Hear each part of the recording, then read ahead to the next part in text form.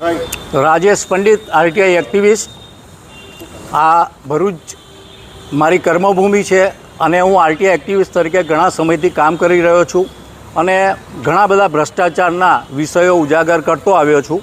તાજેતરમાં જ ઓગસ્ટ 2021માં મેં ખાણ ખનીજ વિભાગમાં જે બિલ્ડરો બેઝમેન્ટ બનાવવા માટે પરમિટ માગતા હોય છે એ બાબતના કાગળિયા માગેલા અને લગભગ મને 15 બિલ્ડરોના પરમિટો જેને આપેલી તેના કાગળિયા આપેલા।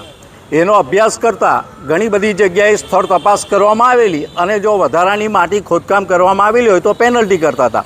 પણ અહીંયા તાજેતરમાં જ ભરૂચ એસટી ડેપો જે બહુ મોટું વિશાળ શોપિંગ સેન્ટર બનાવ્યું છે સિટી સેન્ટરના નામે અને પાછળ ડેપો આવેલો છે, એ બાંધકામમાં ફક્ત 10,000 મેટ્રિક ટનની પરમિટ જ માગણી કરેલી એવો મને આરટીઆઈના પ્રમાણિત નકલ આપવામાં આવેલી। પરંતુ ત્યાં આગળ એ લોકોએ જે બેઝમેન્ટ બનાવેલું છે ડબલ હાઇટેડ બેઝમેન્ટ હોય, મને ડાઉટ પડેલો કે આમાં 10,000 મેટ્રિક ટન કરતાં વધારે માટી ખોદકામ કરેલું હોવાનું જણાતા મેં લેખિતમાં ફરિયાદ 8 ફેબ્રુઆરી 2022ના રોજ આપેલી અને એ બાબતે સતત એની પાછળ લાગી રહેતા એ લોકોએ તપાસ કરવી પડી। સ્થળ તપાસ કરતાં ઘણી બધી માટી ખોદકામ કરેલું જણાઈ આવ્યું અને સમયાંતરે અધિકારીઓ બદલાતા રહ્યા અને મારો આ વિષય લંબાતો ગયો।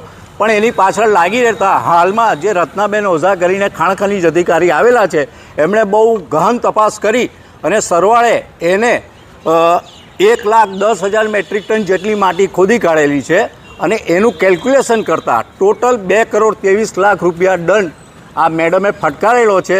બહુ આનંદની વાત છે, પરંતુ હવે વિષય એટલો જ રહેશે કે આ 2,23,00,000 રાજુ પંડિતના ગજવામાં આવવાના નથી, સરકારની તિજોરીમાં જ જમા થશે। હવે સરકાર આ પૈસા કેવી રીતે વસૂલ કરે છે એ જોવું રહ્યું।